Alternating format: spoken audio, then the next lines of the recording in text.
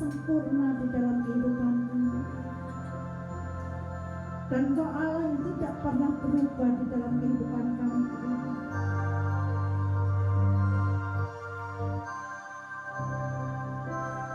Ku kagum hormat akan Engkau, ku kagum hormat akan Engkau. Kau Allah yang layak dipuji,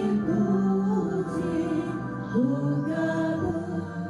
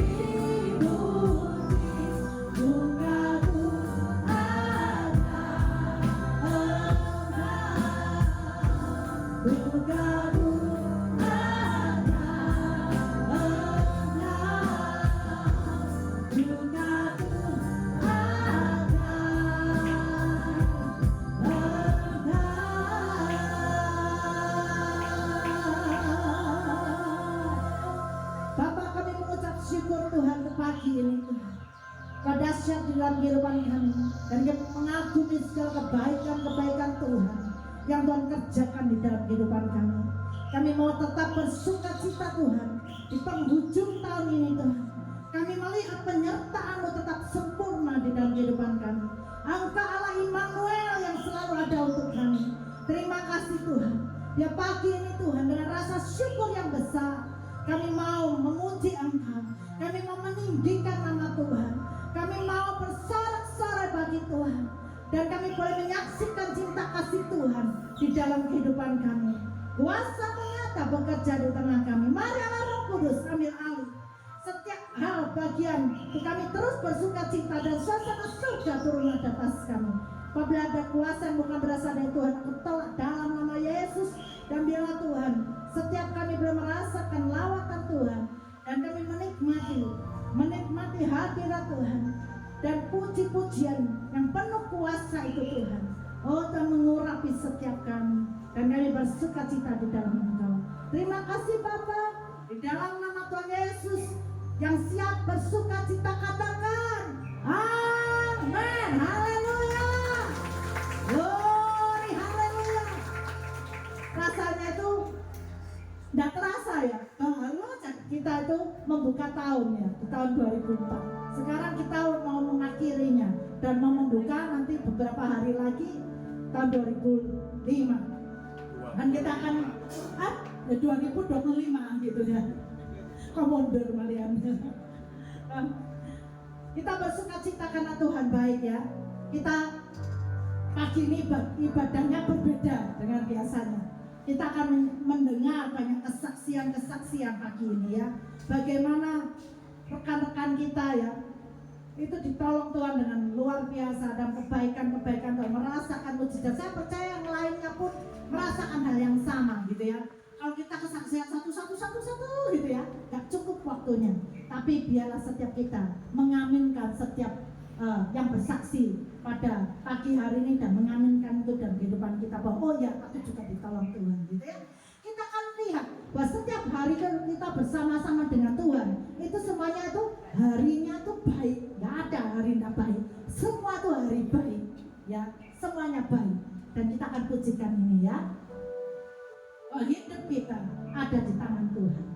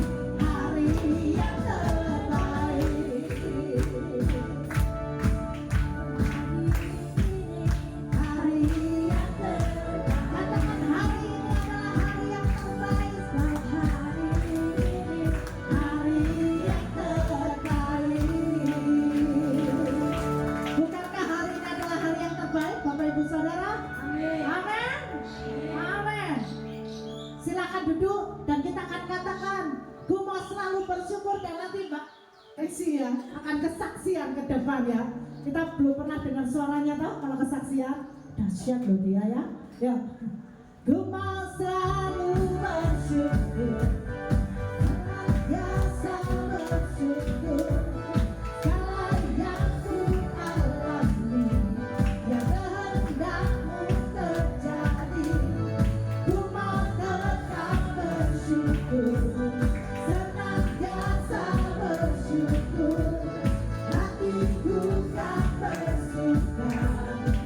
Hari ini hari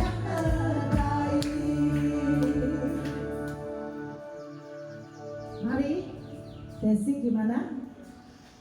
Dicoba dulu. Ya, kok dicoba dulu.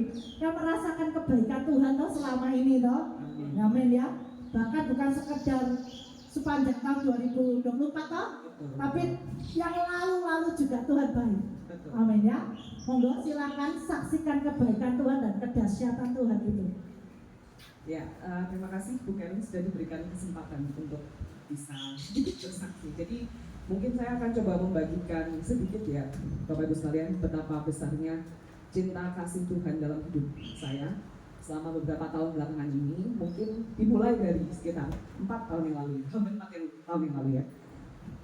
Saya dan Mas Hendy itu menikah tahun 2021 Bapak Ibu sekalian. Jadi kami menikah di awal tahun 2021 di bulan Februari. Jadi usia pernikahannya mungkin hampir 4 tahun gitu ya. Dihitungnya mungkin masih seumur jagung gitu kok dibandingkan dengan pernikahan Bapak Ibu sekalian di sini gitu ya. Mungkin udah 10 tahun, 15 tahun, 20 tahun dan lebih dari itu gitu. Nah tapi sama seperti pasangan-pasangan yang lain ya, di awal pernikahan kami, tahun pertama, tahun kedua dan ketiga itu ada banyak hal yang kami alami gitu. Dimulai dari yang pertama, setelah 3 bulan, 4 bulan saya menikah, Tuhan izinkan untuk papa pulang dipanggil Tuhan karena COVID pada saat itu. Di waktu yang sama juga pada saat itu mama mertua saya sakit dan memang harus terapi, sampai akhirnya juga di tahun kedua pernikahan kami mama mertua saya dipanggil Tuhan juga. Jadi dalam 2 tahun pernikahan kami itu kami sudah kehilangan 2 orang yang sangat-sangat penting dalam hidup kami gitu. Mungkin juga dari banyaknya pertimbangan itu, salah satunya karena 2 hal tadi gitu ya, kami memutuskan untuk di awal pernikahan kami untuk menunda tidak punya anak dulu gitu, karena kami rasa bahwa kami itu memang mau untuk memantapkan diri kami mau menyiapkan diri kami gitu. Apakah keputusan ini tanpa doa? Pasti tetap kami doakan. Jadi kami berdoa ya Tuhan, apakah ini sudah tepat atau belum gitu keputusan untuk menunda punya anak ini. Dan ternyata memang Tuhan izinkan gitu untuk kami menunda dulu punya anak, dan dalam prosesnya dengan sukacita segala tanggung jawab, kesusahan, kesulitan kami lewati dan kami masih kuat dalam Tuhan. Puji Tuhannya, mungkin Bapak Ibu masih ingat ya beberapa bulan yang lalu tuh saya sempat kesaksian singkat di bulan Juli yang akhirnya collab sama Pak Kris, dilengkapi Pak Kris kesaksiannya gitu ya, yang bahwa pada saat itu di bulan Juli itu tepat sebagian besar tanggung jawab yang papa saya sudah limpahkan ke kami anak-anaknya, keluarganya sudah berhasil kami selesaikan. Puji Tuhan, itu saya rasa juga bukan karena kemampuan kami, tapi karena Tuhan sudah berkehendak untuk kami bisa menyelesaikan semua tanggung jawab itu. Singkat cerita gitu ya, di sisi lain awal tahun kemarin kami berdoa gitu, saya sama Mas Edi berdoa gitu maksudnya ya, tentang apakah Tuhan sudah izinkan gitu untuk kami bisa mulai untuk mencoba punya anak, karena memang di awal pernikahan kami fokus menunda dulu. Dan pada saat itu awal tahun ketika kami berdoa, Tuhan sudah mantapkan kami bahwa oh ya udah sudah saatnya ini, udah mulai siap-siap ya Des ya, ayo minum vitamin, nabung dan lain-lain. Jadi awal tahun kemarin itu merupakan masa di mana kami persiapan menyiapkan segala yang baik, karena memang kami termasuk orang yang sangat gimana ya, sangat bahasanya itu saya dan Mas itu sangat suka segala sesuatu itu terprepare gitu, disiapkan dengan baik. Jadi mulai dari awal tahun kemarin kami sudah menyiapkan dengan baik, kami doakan gitu ya, Tuhan bilang ayo sudah waktunya mulai siap-siap. Ya udah kami mencoba, kami sudah berhenti menunda dari awal tahun. Bulan Februari berjalan, belum berhasil. Pertama kali ketika saya belum berhasil itu, apa yang saya lakukan? Saya nangis, Bapak sekali. Saya nangis, tapi nangis itu cuma nangis dulu kok, belum gitu maksudnya ya. Tapi sudah itu aja, masih nggak ada rasa khawatir, nggak ada rasa galau, cemas, itu nggak ada. Nangis aja udah, nangis gitu. Terus bulan Maret, hal yang sama terjadi, belum berhasil lagi. Udah nggak nangis, udah santai lah, udah lebih santai. Tapi puncaknya itu adalah di bulan April. Jadi bulan April itu masih belum berhasil lagi. Dan pada saat itu merupakan titik terendah, saya boleh bilang, dalam perjuangan 1 tahun ini gitu. Dimana saya tuh yang awalnya sangat yakin bahwa keputusan yang saya ambil sebelumnya itu benar-benar karena Tuhan berkehendak dalam hidup saya. Di hari itu saya goyah, di bulan itu saya goyah. Tiba-tiba iblis tuh semacam berbisik-bisik gitu, kata-kata atau ucapan-ucapan yang sebelum-sebelumnya itu saya abaikan. Contohnya ya, di awal pernikahan kami itu gak cuma 1-2 orang, banyak banget yang bilang kayak gini, jangan lama-lama nunggunya, jangan lama-lama nundanya, nanti kalau lama-lama nundanya susah tuh punya anak gitu. Tapi waktu itu saya cuma bilang ini, nah kalau Tuhan itu berkehendak ya gak akan bikin susah gitu pada saat itu gitu. Jadi 3 tahun pertama nunda itu saya nggak sama sekali kepikiran bahwa saya akan susah punya anak dan lain-lain gitu ya. Nah tapi pada bulan April kemarin itu muncul gitu ya. Itu adalah hal yang sangat-sangat melemahkan saya pada saat itu. Terus saya mempertanyakan keputusan itu gitu. Apakah ini tepat? Jangan-jangan keputusan kemarin itu salah gitu ya untuk menunda itu. Andaikan aku dengarkan kata-kata orang yang bilang sebelumnya bahwa nanti bakal susah loh punya anaknya kalau udah kelamaan gitu ya. Terus selama 1 minggu, 2 minggu saya cukup terpuruk dan galau. Ya, kembali lagi. Kalau saya ini kan tipenya orangnya nggak suka curhat ya, Bapak Ibu sekalian bisa dibilang. Jadi ketika saya punya masalah tuh, satu-satunya yang saya lakukan ya cuma bisa doa sama Tuhan sebenarnya. Doa dengan lagu nangis dan gitu. Jadi doa dengan lagu nangis. Tiba-tiba di tengah-tengah prosesnya dalam waktu itu Roh Kudus tuh ngomong gitu. Dia bilang gini, kamu tuh kenapa khawatir gitu? Kamu tuh kenapa khawatir? Bukankah keputusan yang sudah kamu ambil sebelumnya itu merupakan keputusan yang dilandaskan doa juga? Keputusan yang sudah dilandaskan dengan diskusi kita bersama gitu. Saya sama Tuhan gitu ya. Kenapa kamu khawatir? Aku pun sudah berkehendak untuk kamu mengalami itu gitu loh. Kalau misalnya aku nggak berkehendak kamu nunda, pasti kamu udah bisa kebobolan kok 3 bulan terakhir, 3 tahun kemarin gitu. Dan kamu pasti udah hamil, kebobolan gitu. Gagal rencana untuk menundanya. Tapi buktinya enggak kan? Berarti kan aku berkehendak untukmu pada saat itu menunda punya anak. Terus pada saat itu setelah dipikir lagi, oh iya juga ya. Kenapa kok saya jadinya meragukan apa yang sudah saya doakan? Apa yang sudah Tuhan kehendaki terjadi kemarin dalam hidup saya sebelumnya. Setelah itu saya sudah mulai bangkit, mulai kuat. Pada saat itu juga ada momen di mana teman Pak Kris, Bu Hana datang ke sini gitu ya. Dan kami berdoa didoakan, udah lebih legowo lagi, sudah terlewati masa kritis itu, galau-galau itu. Akhirnya bulan-bulan berikutnya Mei, Juni, Juli masih dengan kondisi yang sama, belum berhasil, tapi kami sukacita gitu. Maksud saya sudah lebih sukacita gitu kan. Saya lebih kayak ya udahlah Tuhan, gak apa-apa. Kalau memang Tuhan sudah saatnya berikan, ya Tuhan pasti akan beri gitu. Itu adalah doa yang selalu kami katakan gitu. Kalau kami doa berdua, kami pasti bilang ini, Tuhan kalau memang Tuhan izinkan kami punya anak, ya pasti Tuhan akan kasih dalam waktu yang tepat, ya gitu. Dalam waktu yang tepat. Dan puji Tuhannya, Tuhan berikan itu di bulan Agustus. Saya rasa karena memang Tuhan sudah berkehendak pada saat itu saya diberi. Setelah Tuhan berikan kepercayaan untuk tes-tesnya positif dan kami sudah periksa ke dokter. Beberapa waktu berlalu itu saya mendengarkan sebuah renungan. Jadi mungkin kan saya tutup dengan renungan ya, kesaksian yang bagus ini. Renungan ini tuh pembicaranya ngomong kayak gini. Kita tuh sering banget ya dalam sehari-hari ketika belajar Alkitab gitu ya di gereja, kita sering mendengarkan sebuah ayat yang berbunyi bahwa manusia itu tidak akan diberikan pencobaan melebihi dari kemampuannya gitu. Nanti Bapak Ibu bisa cek dari 1 Korintus 10 ayat 13 gitu ya, kalau tidak salah ya Bapak Ibu Kris ya, nanti boleh dicek lagi. Jadi dalam ayat itu tertuliskan bahwa ya manusia itu tidak akan diberikan pencobaan melebihi kemampuan atau kapasitasnya. Dan itu benar-benar saya alami gitu dalam 3 tahun pernikahan kami. Awalnya saya sama Daniel ketika mama meninggal tuh cuma di awal di depan ruang tunggu, cuma bisa nangis berdua di depan ya Daniel maksud ya, cuma nangis berdua di tangga duduk.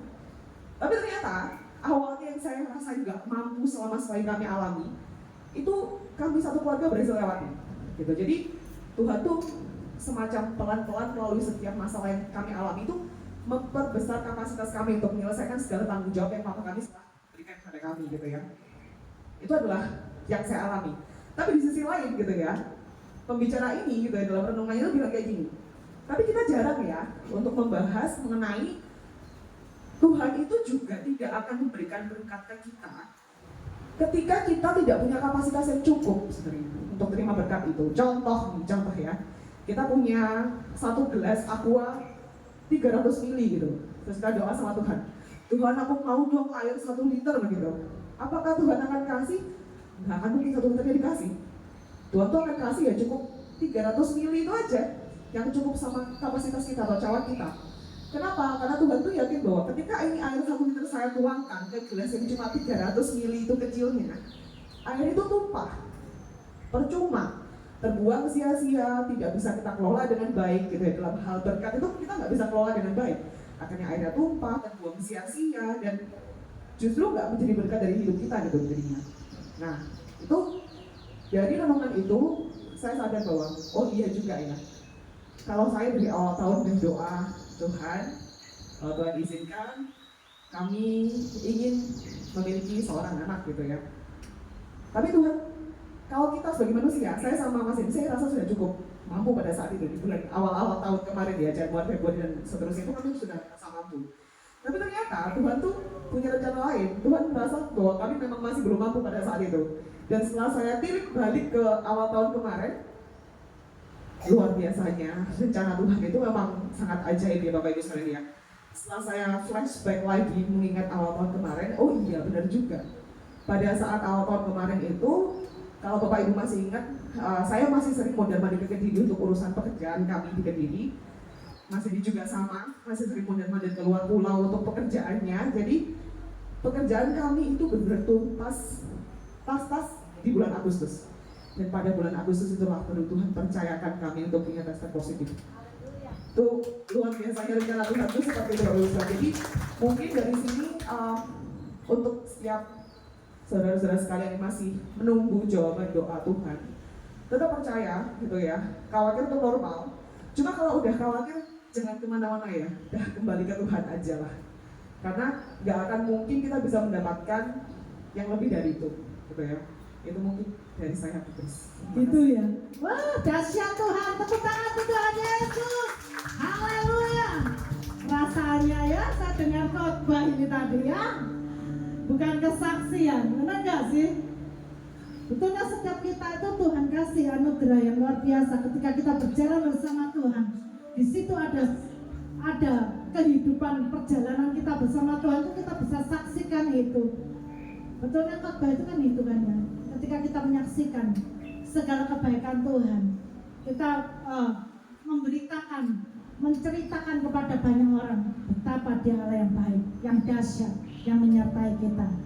Oh, kalau pagi ini kita ada dengar kesaksiannya Desi yang luar biasa dahsyat ya, bagaimana Tuhan menyertai dia, bagaimana rencana Tuhan itu tepat gitu loh dalam kehidupannya ya, tepat, semuanya serba tepat gitu ya.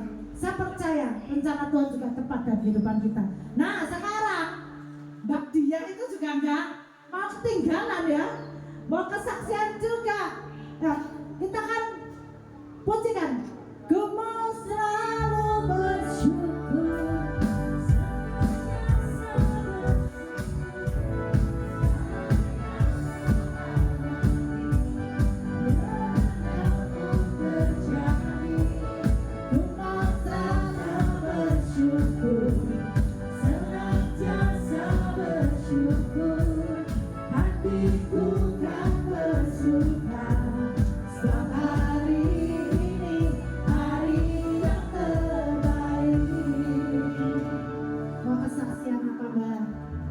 Pastinya tentang kebaikan Tuhan juga toh. Bagaimana Tuhan berkarya toh? Yes. Ya Mbak, kesaksian Mbak. Udah lama toh kita nggak pernah dengar kesaksiannya Mbak Dia gitu ya. Lama banget. Bahkan hampir-hampir nggak pernah ya kalau di sini ya kesaksian ya. Oh pernah juga? Nggak pernah ya? Kalau yang di Mojo ya? Mojo pernah, tapi di sini belum pernah ya. Nah, kita dengar suaranya Mbak Dia ya. Bagaimana menyaksikan cinta kasih Tuhan. Loh ya toh, tanganku digandeng toh. Nah, gak apa-apa Mbak. semuanya mau dengar kesaksian bahwa Tuhan itu baik. Ya, tidak ada yang salah dalam kesaksian. Tidak ada yang salah ketika kita menceritakan kebaikan Tuhan yang Tuhan kerjakan dalam kehidupan kita.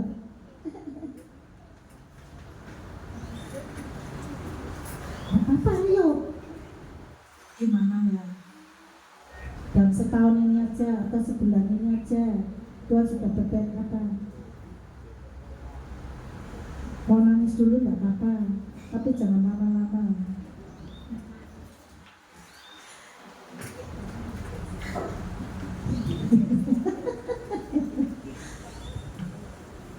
Saya mau bersaksi tentang terima kasih Tuhan sama saya.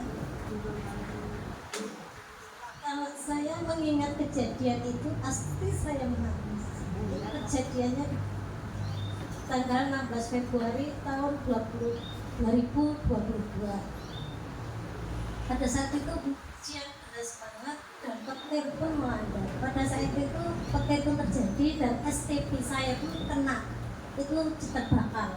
Setelah STP saya kena, 5 menit kemudian saya di-bel dari sekolahan bahwa anak saya Abner itu jatuh. Saya di-bel, Mama Abner bisakah ke sekolahan? Saya bilang, kenapa saya harus ke sekolah? Anaknya jatuh. Kalau bisa mama sama bapaknya Abner harus ke sekolah. Pada saat itu kekhawatiranku terjadi ya, kok kedua orang tua itu harus ke sekolah. Ternyata anak saya jatuh dan sempat pingsan, bahkan terjadi kejang. Pada saat itu saya sampai di sekolah, anak saya Abner itu sudah tidak connect, dia lupa apa-apa. Saya tanya apapun dia juga, dia tidak mengenal siapapun juga. Pada saat itu saya ditanya oleh kepala sekolah, apakah Abner pernah kejang? Tidak, seumur hidupnya dia tidak pernah kejang. Oke, kalau begitu kita langsung bawa dia ke rumah sakit. Pada saat itu ada mobil di sekolahan, tapi mobil itu macet, tidak bisa jalan. Nah, kepala sekolah bilang dicoba dulu. Pada saat itu dicoba mobil itu disatakan, ternyata bisa. Kalau itu bukan pertolongan Tuhan, mobil itu pasti tidak akan jalan. Pada saat kita ke rumah sakit, hujan deras dan di mana-mana banjir pada saat tahun bulan itu. Dan anak saya tanya, tadi kamu ke kamar mandi ya? Takut kecoa? Tidak. Kamu lari-lari ke jalur? Tidak. Loh, ini loh, saya cuma duduk. Pakaian saya, baju saya, seragam itu basah karena saya kehujanan. Padahal dia lari-lari karena ketakutan kecoa pada saat ke kamar mandi. Saya takut karena 2 minggu lagi anak itu harus mengikuti ujian sekolah. Dalam hati saya, kalau ini secara manusia kesembuhannya lama gitu. Tapi saya percaya Tuhan pasti akan menyembuhkan dia dengan sempurna lagi. Nah, pada saat perjalanan di rumah sakit, saya anak, kita doa ya. Abner doa tirukan ibu. Tirukan ibu, tirukan ibu ya. Ya, saya tirukan. Terus saya doa di dalam mobil itu. Sampai di rumah sakit, saya pun masuk ke IGD sama Abner dan ditanya sama dokter, ini kenapa? Tadi Pak dokter ke kamar mandi takut kecoa, dia lari kemudian jatuh pingsan, katanya sempat kejang. Dia pernah kejang? Ya, sekali kalau badannya panas kejang. Tidak dok, dia tidak pernah kejang. Oh ya, nanti di ronsen dulu ya bu. Ya, di ronsen. Setelah di ronsen dokter bilang kalau anak ini ada apa-apa harus operasi. Kalau tidak apa-apa bisa pulang, tapi harus membayar. Pada saat itu dari rumah saya ke sekolah ke rumah sakit itu tidak bawa uang sepeser pun, cuma yang saya bawa ya cuma saya sendiri aja. Terus kemudian setelah di ronsen dokter bilang Abner harus ditindaklanjut bu, karena harus diperiksa semuanya. Ya dok, tidak apa-apa. Pada hari pertama malam itu jam 9 saya didatangi lagi sama dokternya. Bu, Abner harus diseken kepalanya. Saya bilang, dok, kalau diseken kepalanya itu biayanya berapa? Karena scan itu tidak murah, tapi mahal. Untuk scan kepala dan biayanya itu sudah di cover oleh BPJS. Ya dok, kalau begitu silahkan untuk diseken kepalanya. Paginya setelah jam 11 diseken, terus anak itu masih belum connect sama sekali dengan daya ingatnya. Pada pagi harinya kepala sekolah maupun temannya datang, dia tanya, Nel, ini hari apa? Hari Kamis. Pak, apakah ada ulangan? Ya, ulangannya agama. Jadwal hari ini apa? Jadwal hari ini. Terus kepala sekolahnya, anak ini sudah sembuh, Bu. Ya Pak. Kemudian saya ngobrol di rumah, Mbak, tolong saya bikinkan bacaan syukuran buat Abnel bahwa dia sembuh hari itu. Loh, apa enggak mau tunggu hasilnya scan dulu apa tidak? Saya percaya Tuhan sudah menyembuhkan Abnel dengan sempurna. Dia besok pasti akan mengikuti ujian dengan baik.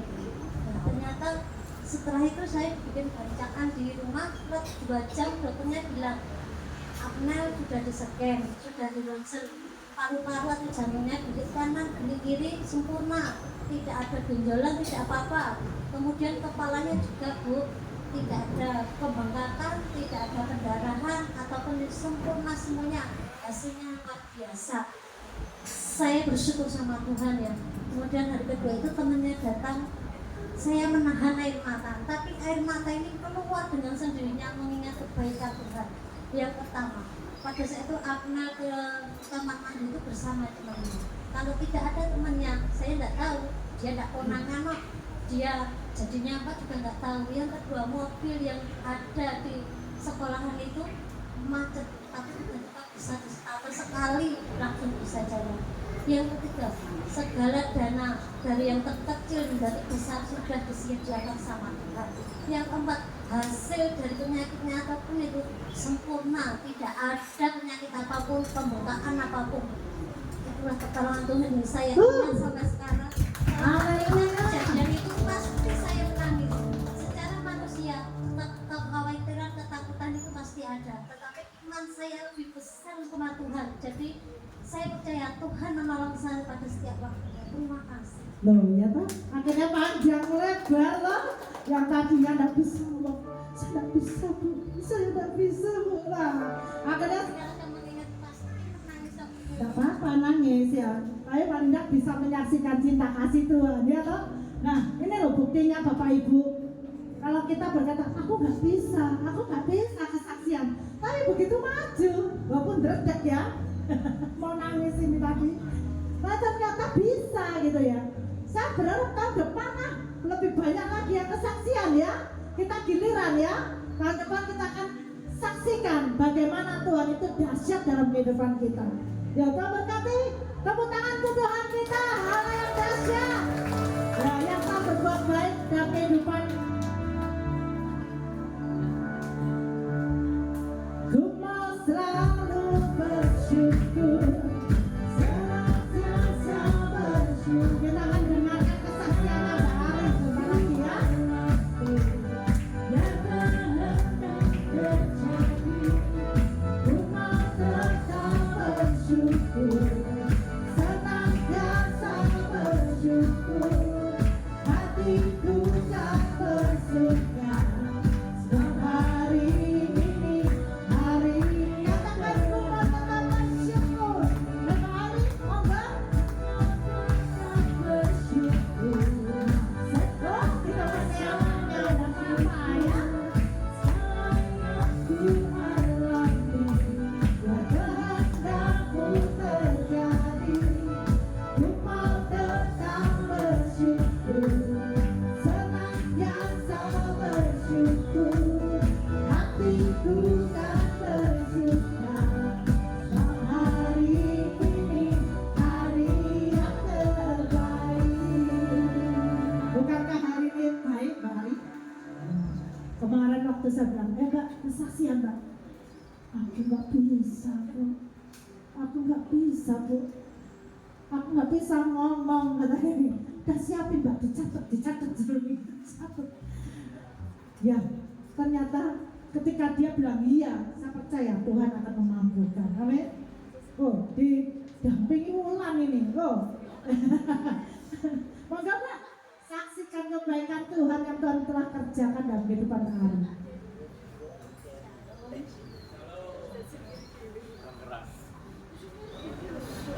Sakrogi katanya. Ya apa Mbak Sakrogi? Saya mau menyaksikan kebaikan Tuhan dalam hidup saya. Saya mulai di rumah itu membuka usaha warung kecil. Ya. Tapi kalau dibilang nggak laris ya, nggak masih laris. Yang bikin tetangga mungkin ya, yang juga jualan merasa ini kok warung kecil bisa seramai itu, banyak anak-anak, banyak orang-orang masuk ke rumah. Jadi pakai apa sih kok bisa gitu? Terus ada tetangga yang bilang, dukun mungkin kok ngendi to Mbak, kok dolan lari sih kaya ngono. Aku tuh cuma punya satu dukun dan itu mengalahkan semuanya. Saya bilang, kamu pengen ikut? Oh iya, aku diajak. Ya ayo ikut.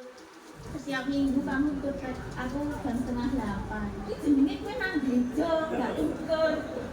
Terus dia tuh tetangga saya bilang, lah kok iso? Gak bisa. Kenapa nggak bisa? Dukun saya tuh cuma satu dan bisa mengalahkan semuanya. Suatu saat itu saya juga nggak tahu kenapa tidak ada orang sama sekali datang. Tiba-tiba ada saudara datang ke rumah. Ada Pak D saya. Kamu hati-hati Dek. Ada sesuatu yang tidak kamu mungkin tahu, yang mungkin bisa apa itu mengancam keluarga saya. Terus dia yang mengurus, sudah ini saya urus karena kan secara manusia kamu nggak tahu itu apa. Tiba-tiba itu anak saya ini di dalam tubuhnya itu keluar binatang seperti kelabang itu keluar dari tubuhnya. Semua orang nggak ada yang tahu karena di situ ada kakak, ada semua. Kamu nggak lihat atau apa yang keluar? Apa toh Pak Dino, nggak ada apa-apa. Ya udah kamu semua diam. Ya. Tiba-tiba itu dia enggak seperti anak yang biasanya, kelakuannya itu aneh. Terus Pak D saya tuh ya sudah, mereka ya kita kan beda agama, saya sendiri yang masani, keluarga yang lain muslim. Dibantu Pak D saya, sudah saya doakan, ya Pak D saya mau sudah doakan saja. Terus bisa keluar itu, malamnya itu anak saya panas dan nggak tahu seperti apa, ngomong sendiri, keluar air liur itu buat ya itu laut gitu lah, nggak seperti biasanya. Saya bingung, nggak tahu harus apa. Saya pegang HP, ambil HP itu, terus saya cari lagu-lagu pujian, saya taruh di tengah telinganya. Dia menjerit, menangis. Terus suami saya, kamu siapa? Ada suara lirik bilang namanya siapa gitu, tapi nggak pernah dengar, nggak jelas. Terus kenapa kamu kesini? Dia bilang aku suka sama ini anakku. Lagu pujian itu nggak pernah tak matiin, selalu tak kasih telinga. Hampir 1 jam sih. Dia itu menari kayak enggak seperti dia sendiri, menari-nari gitu. Tak diamkan, saya cuma berdoanya karena saya tidak bisa berdoa. Tuhan tolong anakku, Tuhan tolong anakku. Cuma saya gitu sama lagu itu masih sampai 5 lagu pujian itu. Terus tiba-tiba tuh diem terus lihat ibu. Terus saya tuh udah hari Minggu ini berencana gak ke gereja, tapi kok pengen terus ke gereja. Akhirnya 2 pujian di gereja, saya pergi ke belakang minta tolong di dalam untuk doain anak saya. Bu, kemarin ada kejadian yang bikin saya cerita semua. Terus akhirnya Bu Karen mendoakan anak saya sama Bu Lisa juga. Setelah itu ya puji Tuhan sampai sekarang sudah tidak mengalami hal itu lagi. Sampai terima kasih. Nah, akhirnya bisa toh Mbak kesaksian. Tadi bilang, aku nggak bisa. Oh iya itulah, Tuhan itu baik ya. Kuasa Tuhan itu lebih dari segala sesuatu di dalam dunia ini. Dan tahu Mbak, bahwa roh di dalam kita itu lebih besar daripada roh di dalam dunia ini ya. Karena yang menyertai kita adalah Tuhan Yesus, Allah yang besar, yang lebih besar dari apapun juga. Amin. Tepuk tangan untuk Tuhan kita. Allah yang dahsyat, Allah yang luar biasa di dalam kehidupan kita ya. Selanjutnya kita akan dengarkan kesaksian tentang bagaimana Tuhan berkuasa di dalam kehidupannya. Dan setiap kita itu sebenarnya diberi kuasa loh sama Tuhan. Untuk apa? Untuk kita mengalahkan kuasa-kuasa yang ada di dalam dunia ini dan menaklukkannya di bawah kaki kita ya. Kita akan dengarkan kesaksiannya Bu Lisa. Kita akan pujikan, Ku diberi kuasa.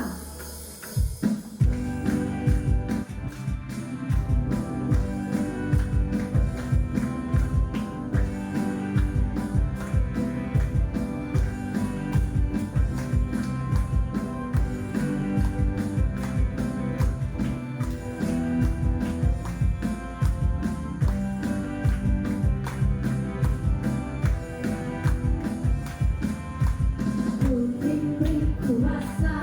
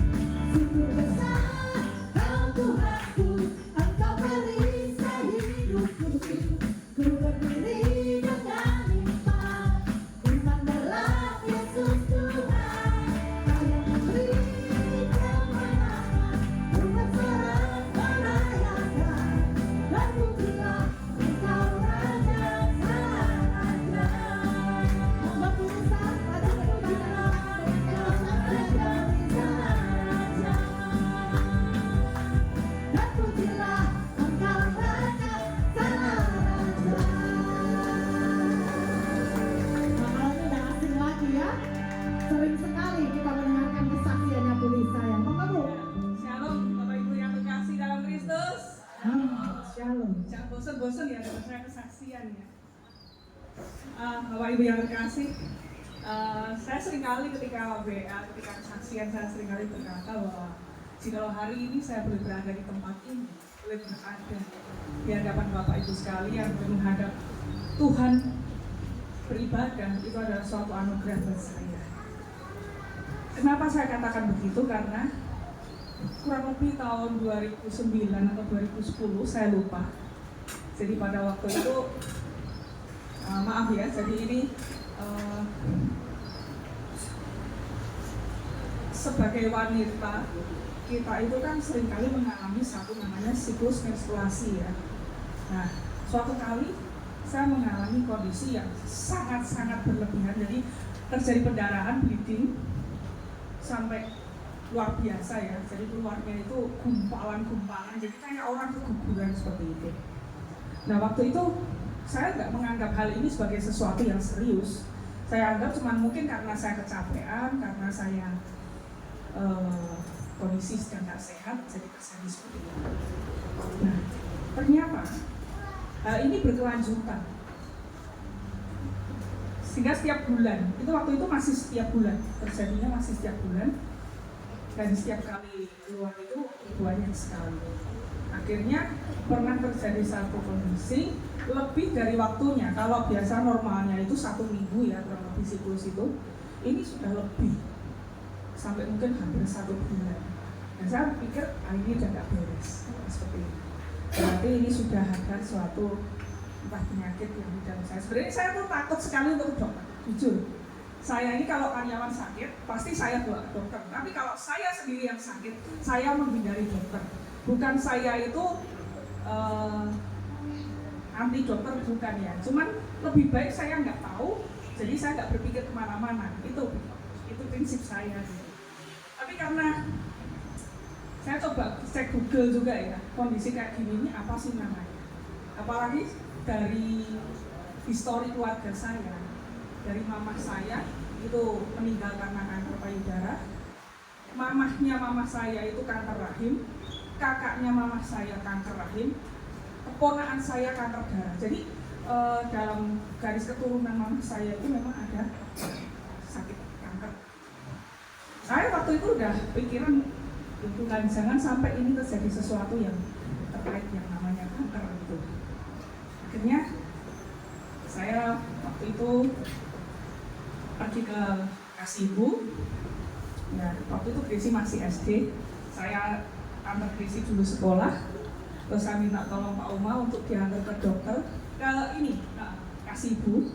Di situ saya diperiksa, terus sama dokter itu dijadwalkan. Bu Lisa ini sepertinya harus ada namanya kiret. Saya kaget. Kenapa harus kiret gitu? Kenapa apa nggak bisa lewat obat atau apapun?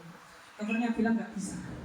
Jadi Bu Lisa ini pulang, nanti saya carikan waktu, carikan kamar, nanti dihubungi kapan bisa dilakukan kiret. Karena dengan kiret ini nanti hasil labnya itu untuk ngecek apakah ini berbahaya atau tidak.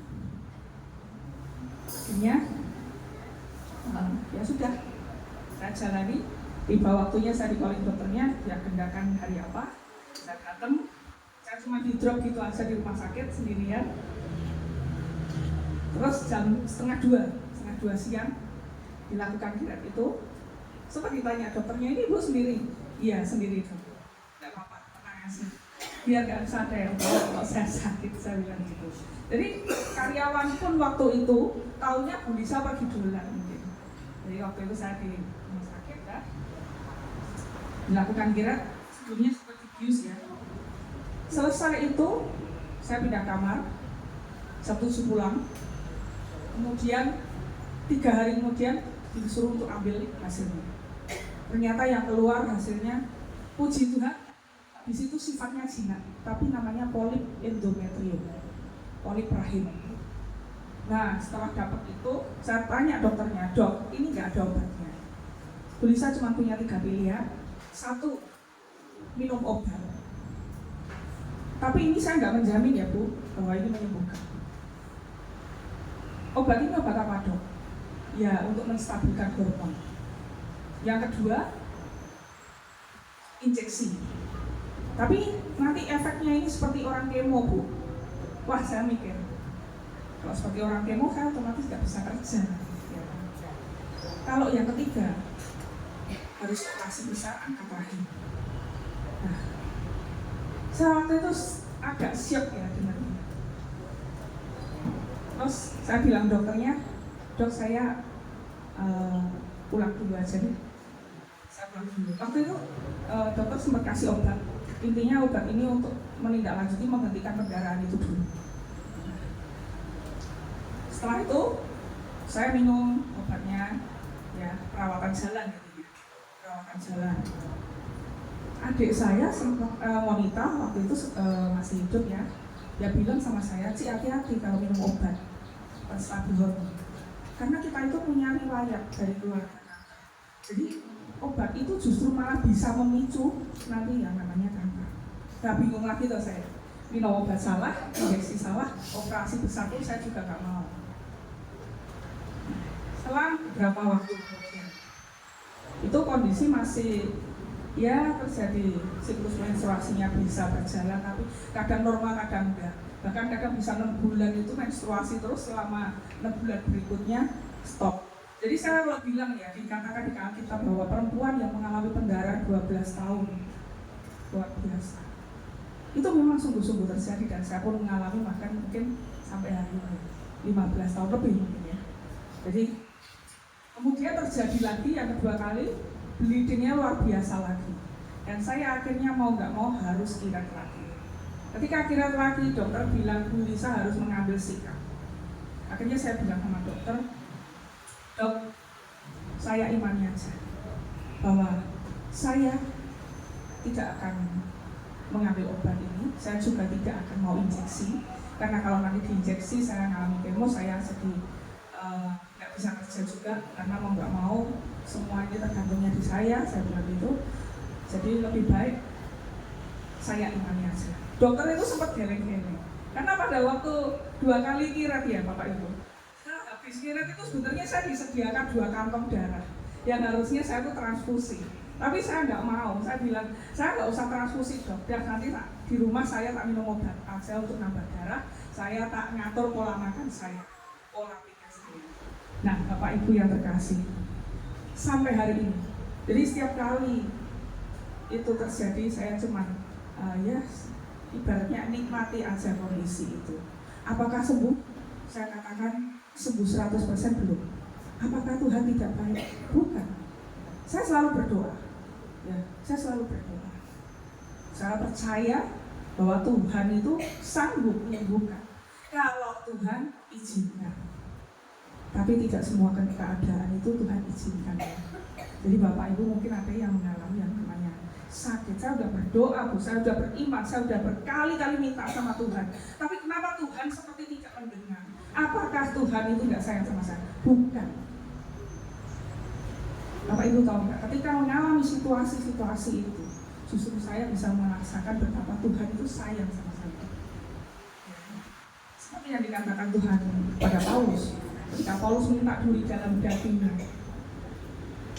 itu diambil, tapi Tuhan nggak izinkan. Karena apa? Justru di dalam kelemahanlah Tuhan nyatakan kuasa.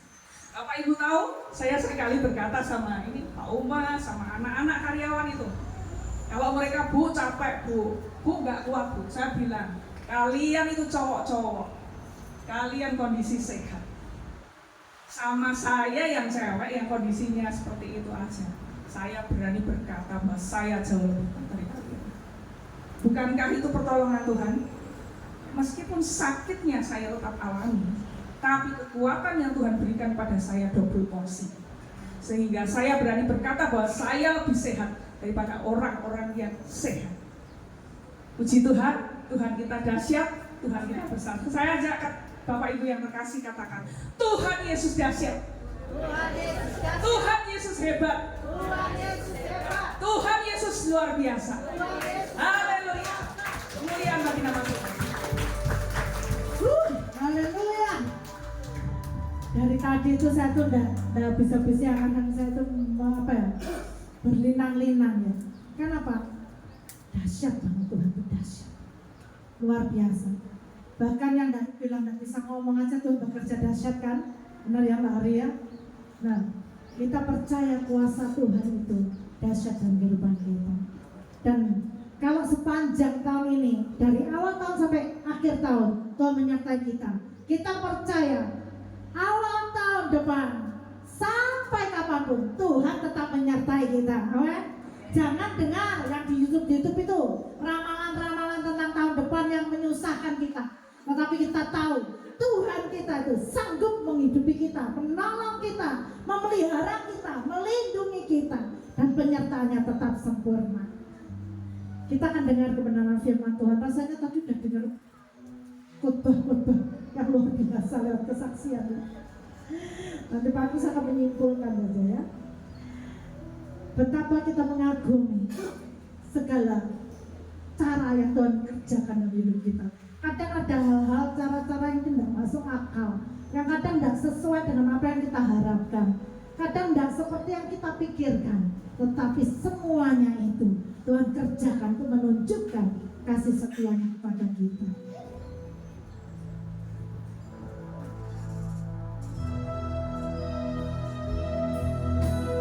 Kita akan katakan bahwa kuasa Tuhan itu tak terbatas di dalam kehidupan kita.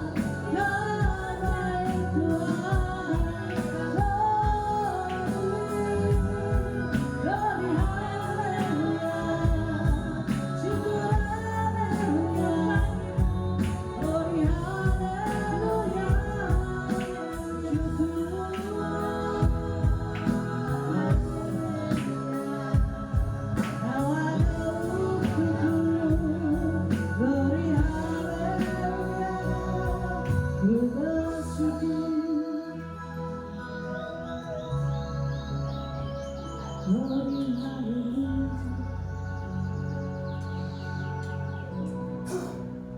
Betapa kami bersyukur kepada Bapa, karena anugerah yang kau nyatakan kepada anak-anak yang begitu besar di dalam setiap keadaan, kesulitan, bahkan jalan buntu. Engkau tetap buka jalan buat kami semua. Terima kasih Yesus, terima kasih. Kami menyerahkan semua ke dalam tangan-Mu. Berikan pengurapan kepada kami, agar kami semakin memahami rencana Tuhan di dalam kehidupan kami. Urapi hamba-Mu agar mengerti maksud Tuhan, hati Tuhan buat kami. Kami siap Bapa, kami buka hati kami, dan kami sambut firman-Mu. Di dalam nama Tuhan Yesus Kristus kami berdoa. Haleluya. Amin. Silakan duduk. Shalom. Waktu saya kemarin cuma dikasih waktu sama Ibu Mulyani 15 menit. Lalu disuruh menjelaskan kesaksian-kesaksian. Apa cukup 15 menit? Tapi ternyata ketika kita mendengar kesaksian-kesaksian itu, saya nggak perlu menjelaskan ya. Karena 15 menit menjelaskan, jadinya 60 menit loh Ibu.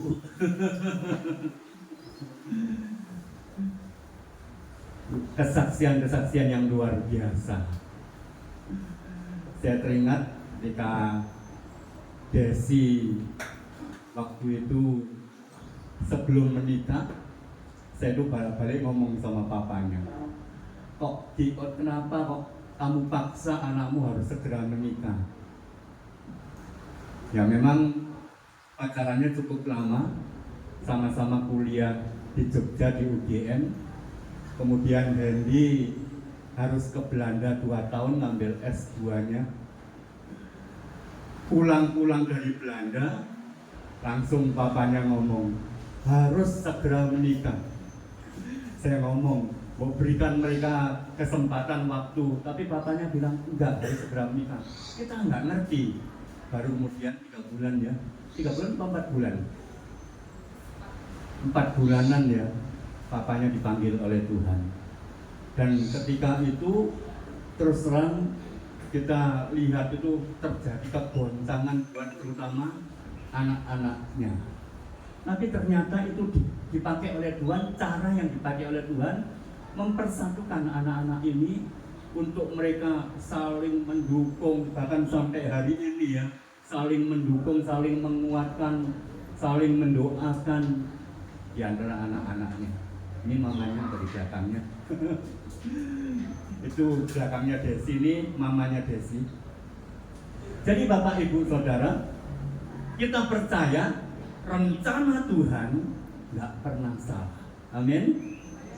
Siapa di sini yang percaya rencana Tuhan pada tahun 2025 nanti engkau akan diberkati oleh Tuhan, akan dipakai oleh Tuhan, segala kesulitan, tantangan, masalah Tuhan campur tangan dan membalikkan keadaan yang tidak mungkin menjadi mungkin. Beriman menatap hari esok. Siapakah saudara yang mau menatap hari esok dengan keberanian bersama-sama dengan Tuhan dan berkata, saya percaya Tuhan. Tuhan pasti menyertai saya, membawa saya sesuai dengan rencana Tuhan. Beriman menatap hari esok.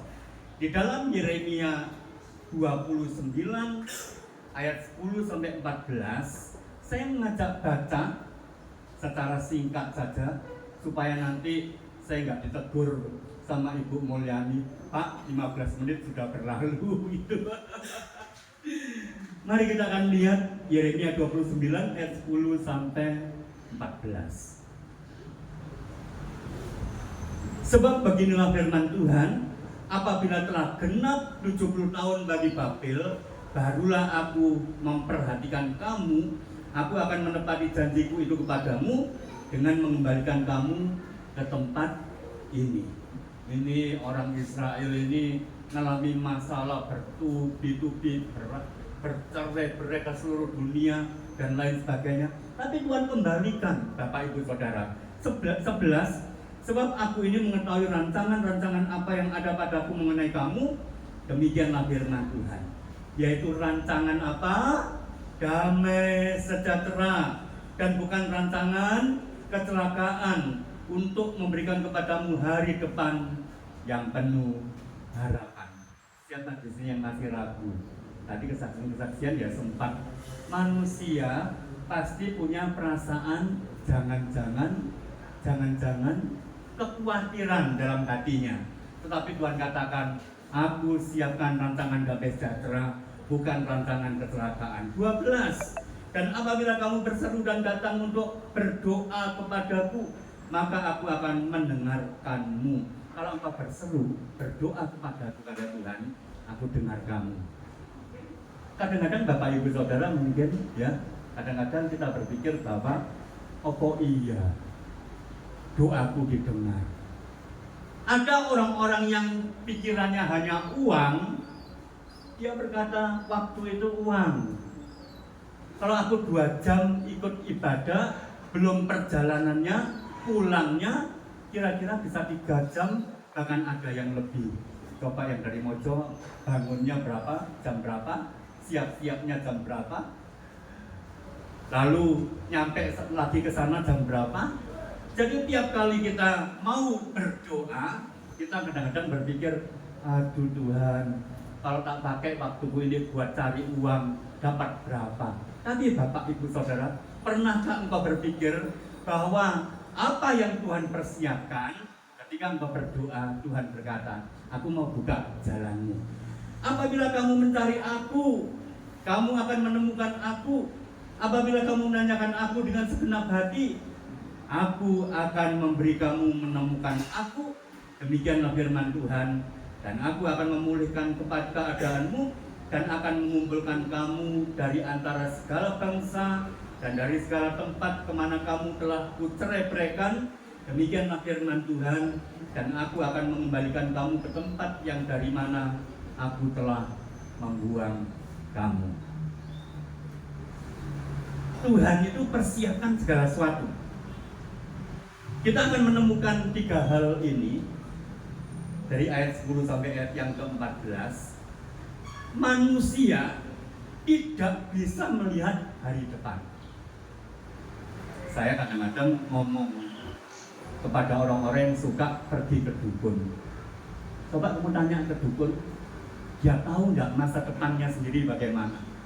Dia sering sekali berbicara kepada orang lain bahwa orang lain itu akan hidupnya seperti ini, seperti itu.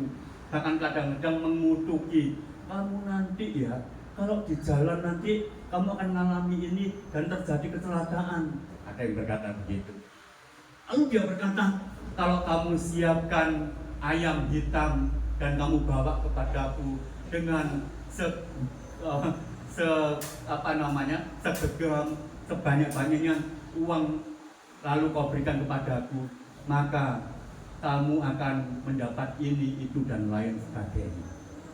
Dia ngomong tentang orang lain, dan banyak orang kecolongan, tertipu. Tapi dia nggak mengerti masa depannya sendiri, dia nggak ngerti.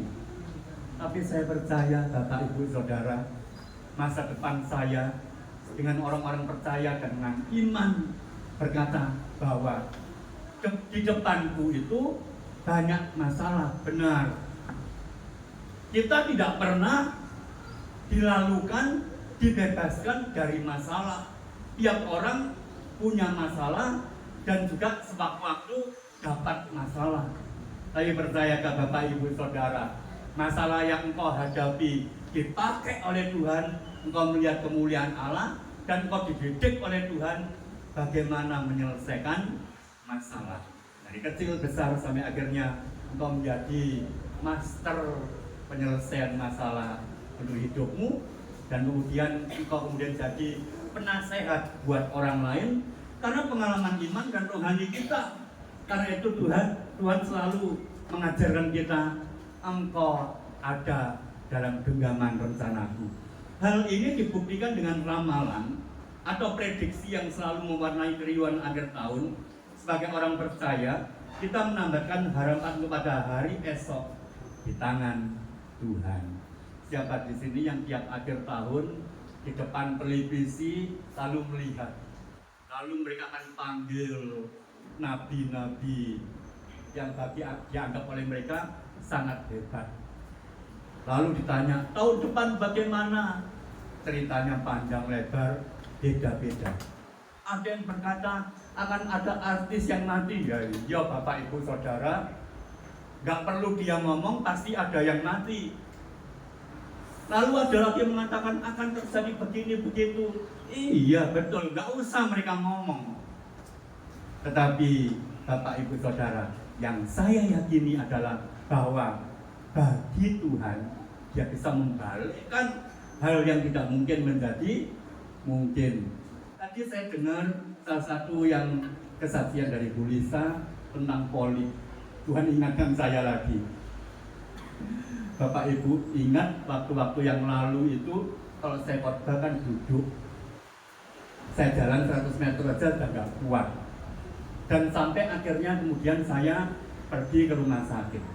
Dan waktu saya diberi obat oleh dokter, setelah saya minum obat malah nggak bisa makan.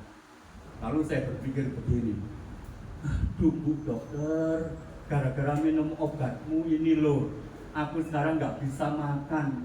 Ini jadi mual-mual, sakit sekali. Ingatkah Bapak Ibu Saudara, saya pernah sampai turun 14 kilo, kurus kering. Jadi saya berjalan, kalau saya lihat cermin begitu, kok wajahku beda seperti dulu ya. Dan sampai pada suatu hari bulan yang ke-6, 60 bulan, 6 bulan, saya berpikir, apakah sudah tiba waktuku? Karena sudah nggak bisa makan. Karena kalau makan itu tiap kali makan nasi nggak bisa, cuma 2 roti mari. Nanti ya ibu-ibu yang tua-tua ya, roti mari. Dikasih air hangat, hancur, lalu saya telan, nggak usah ngunyah. Dan tiap hari, tiap malam, 1 jam, lebih kurang 1 jam, saya pasti terbangun ke kamar mandi, buang air kecil. Dan sampai saya berpikir, aduh Tuhan, kok begini. Akhirnya kemudian dokter memberikan rujukan, saya harus endoskopi. Dan ketika endoskopi, ternyata di dalam lambung saya ada polipnya. Dan ketika polip itu diambil, saya sembuh. Ternyata gara-garanya ada polip di lambung. Yang awalnya saya menganggap bahwa Bu Dokter ini pasti salah kasih obat ke saya. Masa obatnya bikin saya nggak bisa makan? Masa obatnya membuat saya jadi mual, nggak bisa disembuhkan? Kasih obat tiap hari, ya tambah parah. Tapi justru karena tambah parah, saya dirujuk. Kalau seandainya baik-baik saja, mungkin saya nggak dirujuk. Ketika saya dirujuk, di endoskopi, kelihatan ada polipnya, diambil polipnya, saya merasa pahit sekali. Di lidah saya pahit sepanjang hari, kira-kira dalam waktu 1 bulan, pahit terus. Itu ternyata mungkin gara-gara endoskopi, polipnya diambil, ada cairan atau ada darah yang keluar yang menyebabkan lidah saya pahit. Seolah-olah tambah parah. Tapi itu caranya Tuhan pulihkan dan sembuhkan saya. Banyak hal yang terjadi Bapak Ibu Saudara. Sebagai orang percaya kita menambahkan harapan kepada hari esok di tangan Tuhan. Apa yang Tuhan nyatakan tentang hari esok? Nah, kita akan lihat 3 hal ini. Kita baca dulu ayat yang ke-10 tadi, saya ulang lagi. Sebab beginilah firman Tuhan, apabila telah genap 70 tahun bagi Babel, barulah aku memperhatikan kamu. Aku akan menempati janjiku itu kepadamu dengan mengembalikan kamu ke tempat ini. Ini berbicara tentang penggenapan janji Tuhan. Manusia banyak berjanji, tetapi faktanya seringkali mengingkari. Ayat ini menekankan bahwa janji Tuhan adalah sesuatu yang sama sekali berbeda. Jangka waktu 7 tahun yang diberikan Tuhan menjadi saat di mana Dia menepati janji yang telah diberikannya. Tuhan berkapasitas sebagai pemegang janji. Dia bukan pelupa atau tidak punya kemampuan untuk melaksanakan janjinya. Hari esok kita akan diwarnai dengan pemenuhan janji Tuhan. Amin. Saya amini dan saya percaya Tuhan pasti akan persiapkan hari esok kita ini dengan penuh pengharapan. Ada di sini yang pernah kecewa karena janji manusia? Nanti aku berjanji kepadamu, begitu ya. Tapi ternyata manusia seringkali, nggak semua ya, manusia seringkali kemudian dia ingkar janji. Yang kedua, kita baca ayat yang ke-11. Sebab aku ini mengetahui rancangan-rancangan apa yang ada padaku mengenai kamu. Demikianlah firman Tuhan, yaitu rancangan damai sejahtera dan bukan rancangan kecelakaan, untuk memberikan kepadamu hari depan yang penuh harapan. Yang pertama tadi Tuhan katakan, aku genapi janjiku, dan Dia pasti menggenapi janjinya. Yang kedua, damai sejahtera, rancangan Tuhan. Rancangan Tuhan nggak pernah salah, tapi cara yang dipakai untuk menggenapi rancangannya adalah apa kira-kira Bapak Ibu Saudara? Bagaimana engkau tahu pertolongan Tuhan kalau engkau nggak punya masalah? Bagaimana engkau tahu Tuhan itu adalah tabib penyembuh kalau engkau nggak sedang sakit? Bagaimana engkau tahu Tuhan itu adalah Allah yang hebat, yang mampu membalikkan tangan, yang mampu mengubah kejelekan, keburukan menjadi kebaikan, kegelapan menjadi terang yang ajaib? Bagaimana engkau tahu? Engkau harus menghadapi masalah. Dan masalah yang kita terima, yang diizinkan Tuhan terjadi dalam kehidupanmu adalah caranya Tuhan untuk kita tahu bahwa gak ada yang mustahil bagi Tuhan. Percayalah, Tuhan pasti akan buka pintu, buka jalan. Jadi rancangan Tuhan adalah damai sejahtera. Yang ketiga, sudah 15 menit belum ini? Oh, belum ya. Jadi masih perlu, tadi baru 1 menit ya Ibu ya. Berarti perlu tambah 14 menit ya. Cuma ketawa aja berarti setuju ini. Yang ketiga, ayat yang ke-14. Aku akan memberi kamu menemukan aku, demikianlah firman Tuhan. Dan aku akan memulihkan keadaanmu dan akan mengumpulkan kamu dari antara segala bangsa dan dari segala tempat kemana kamu telah kucerai berikan. Demikianlah firman Tuhan. Dan aku akan mengembalikan kamu ke tempat yang dari mana aku telah membuang kamu. Ada di sini yang merasa terbuang, tersisihkan, merasa bahwa aduh Tuhan kok begini ya, kok begitu ya. Tuhan, oh jangan itu perasaan khawatir manusia. Dan tiap manusia punya pikiran seperti ini. Karena kalau saudara sudah nggak pernah punya ada perasaan khawatir, berarti sudah tidak ada di dunia ini lagi. Karena nggak merasakan pahit getirnya, susahnya, kekecewaan, tersakiti dan lain sebagainya. Dan itu sebabnya Bapak Ibu Saudara, bagaimana tahun 2025 bisa kita nikmati berkat dari Tuhan, yaitu apa? Persekutuan dengan Tuhan. Persekutuan itu membuat saudara akan dekat dengan Tuhan, ngerti hal yang dipikirkan oleh Tuhan. Yang sudah suami istri, kadang-kadang apakah sisi buruk atau sisi baik, cuma salah satunya bertindak sesuatu, ngomong sesuatu, akan berdehem aja, gitu aja, sudah ngerti. Oh ini maksudnya. Kenapa? Karena sudah bertahun-tahun sudah ngerti. Oh suamiku itu kayak begini, istriku kayak begini. Bagaimana kita tahu? pergaulan suami istri, orang tua dengan anak, anak dengan orang tua, sehingga dia tahu bapakku koyok ngene, ibuku koyok ngene. Bapak ibu ngomong, nah anakku ya koyok ngene. Kenapa kita bisa tahu hal itu? Karena pergaulan yang akrab setiap hari. Nah demikian juga kalau engkau bersekutu dengan Tuhan, dekat dengan Tuhan, akrab dengan Tuhan, bersahabat dengan Tuhan, engkau akan ngerti maksud hati Tuhan. Rencana Tuhan itu kayak apa?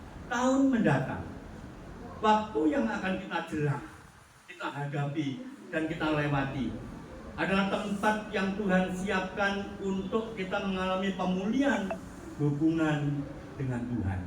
Kalau pemulihan hubungan dengan Tuhan, Bapak Ibu Saudara, pasti akan membuat kita sangat akrab dengan Tuhan. Tuhan adalah pribadi yang berkenan ditemui sehingga kita bisa semakin membangun persekutuan dengan Tuhan. Jika ada resolusi, keputusan akhir tahun yang kita ambil untuk tahun mendatang, biarlah itu keputusan di hari esok untuk apa? Bersekutu dengan Tuhan, semakin dekat dengan Tuhan. Orang yang dekat dengan Tuhan itu damai sejahtera. Makanya ada orang-orang yang berkata, orang ini loh ngalami begini kok tenang-tenang saja. Kenapa? Orang yang dekat dengan Tuhan damai sejahtera, tenang. Bagaimana itu bisa terjadi?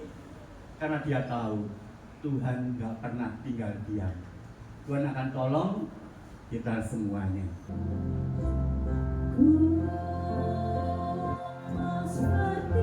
Seluruh jemaat Tuhan yang dikasihi Tuhan, kiranya Tuhan mengarahkan pandangannya kepada diberkatilah engkau keluar masuk, dan Tuhan akan menjadikan engkau seorang pemenang. Tuhan menyertai engkau di tahun ini, Tuhan akan menyertai engkau di tahun yang akan datang, dan keajaiban, pengalaman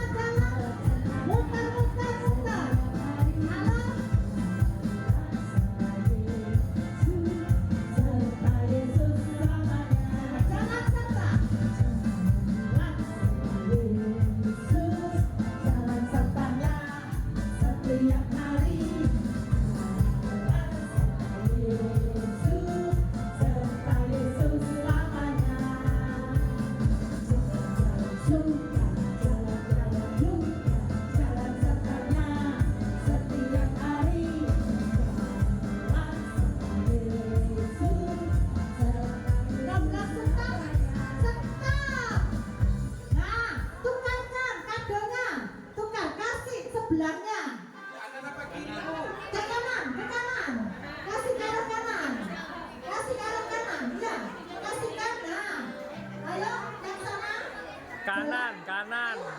Nah, gitu. Oke, masukkan. Masukkan. Ke kanan, ke kanan. Ayo, lakukan. Sebentar, sekali aja. Terus sudah nyanyi lagi. Nanti kalau sudah nyanyi, terus stop. Gitu ya. Langsung kasih kadonya di sebelahnya ya. Sebelah kanan ya. Langsung gitu. Jangan sampai ada yang pegang botol loh ya. Jangan sampai ada yang pegang botol.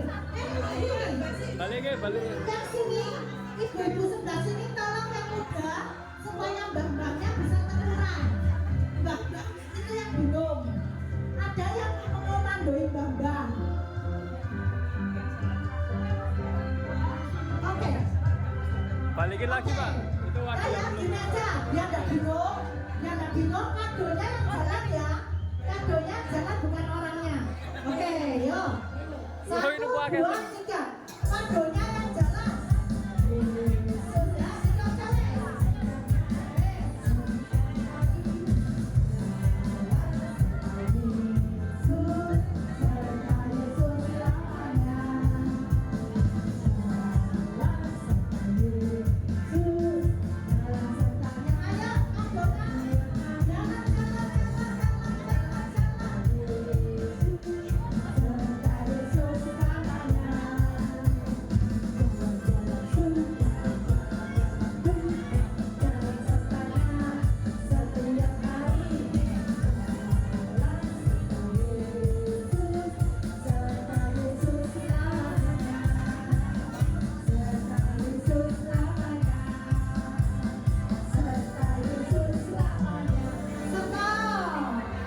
Coba dilihat kadonya itu punyanya atau bukan?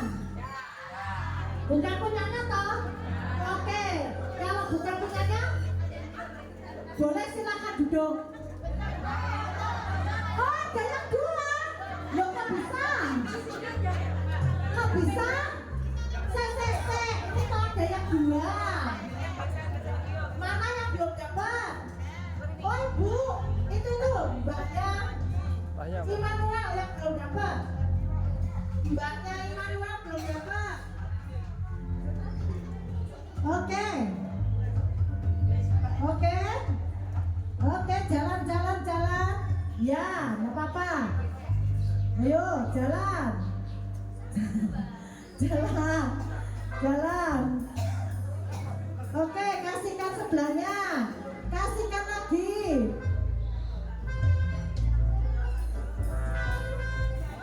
Oh, itu udah. Ada yang dua mbaknya. Mbaknya ada yang dua. Loh, kan ini ada dua. Siapa belum dapat? Nambah. Oh, Bisa. berarti ini tadi sisa ya memang ya? Oh ya. Semua sudah dapat? Oh ya, oke. Semua sudah dapat ya, yang duduk pun sudah dapat semua. Oke, stop. Berarti sudah semua ya. Kembali ke tempat duduk. Kembali dulu ke tempat duduk. Saya cek lagi ya, sekali lagi ya. Siapa yang belum dapat kado? Lima roti dua ikan loh, ini nambah lo kado. Oh, lah iya toh. Kok jadi 5 roti 2 ekor ikan. Orang segini kok kadonya nambah 3 loh. Wah, dahsyat ya. Wah, kok bisa? Ada kado sisa 3 loh. Oke, sudah. Ya. Semua sudah dapat kado. Oke, dan semua sudah dapat kado. Sekarang kita akan doa berkat ya. Nanti dipimpin oleh Pak Kris Yehuda. Kita akan pujikan doa Yabes. Semua bagi berdiri. Nanti kita berdoa untuk jangan kita berdoa untuk kita semuanya. Nanti setelah ini jangan pulang dulu loh ya. Kita akan makan bersama. Kiranya Engkau memberkati aku, berikanlah dan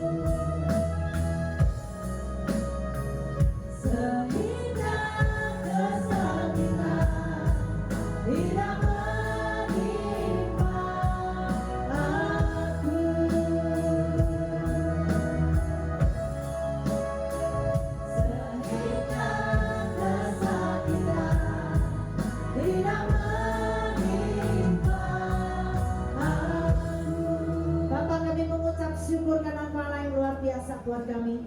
Sepanjang tahun 2024 ini Tuhan telah menyertai kami. Di minggu terakhir di tahun ini, kami tetap merasakan kasih Tuhan, penyertaan Tuhan, pertolongan Tuhan, perlindungan Tuhan, campur tangan Tuhan di dalam kehidupan kami. Kalau di tahun-tahun ini, di tahun yang sebelumnya dan tahun ini Tuhan menyertai kami, di tahun yang akan datang 2025, Tuhan pun tetap menyertai kami. Bahkan kami akan melihat perbuatan-perbuatan yang Tuhan kerjakan dalam hidup kami lebih dahsyat daripada di tahun ini. Kami akan berjalan melangkah bersama-sama dengan Tuhan, dengan hidup takut akan Tuhan. Dan biarlah seluruh sidang jemaatmu menjadi jemaat-jemaat yang dikobarkan oleh api Roh Kudus, yang terus bergerak dan menghasilkan jiwa-jiwa bagi kemuliaan Tuhan.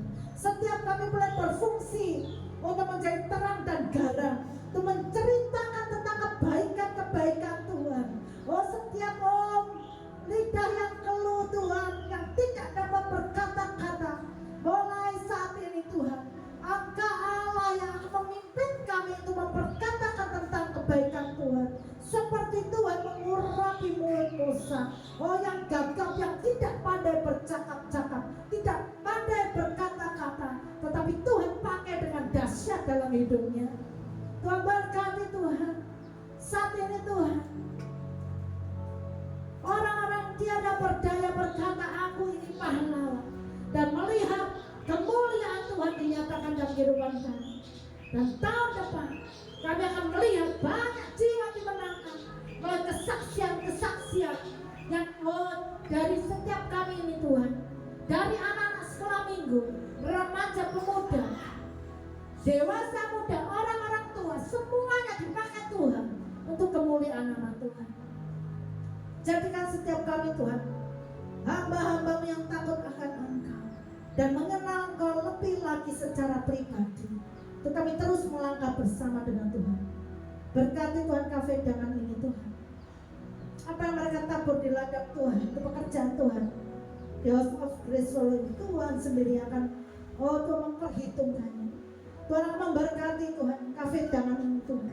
Pulisa, Grace, Pak Thomas, seluruh Pak Umar dan seluruh karyawan di tempat ini. Tuhan berkati semua.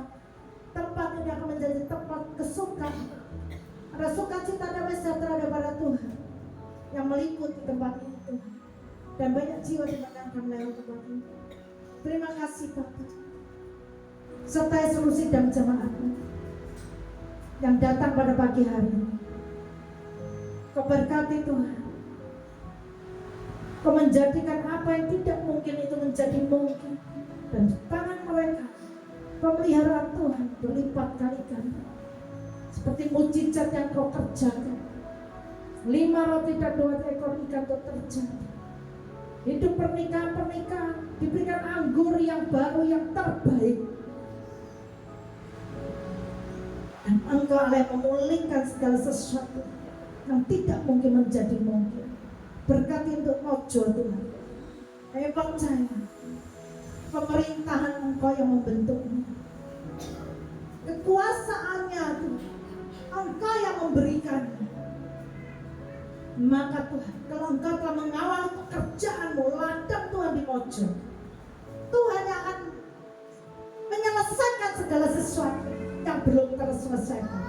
Sehingga Tuhan, Mojo akan dibangun dan kemuliaan Tuhan dinyatakan di Mojo.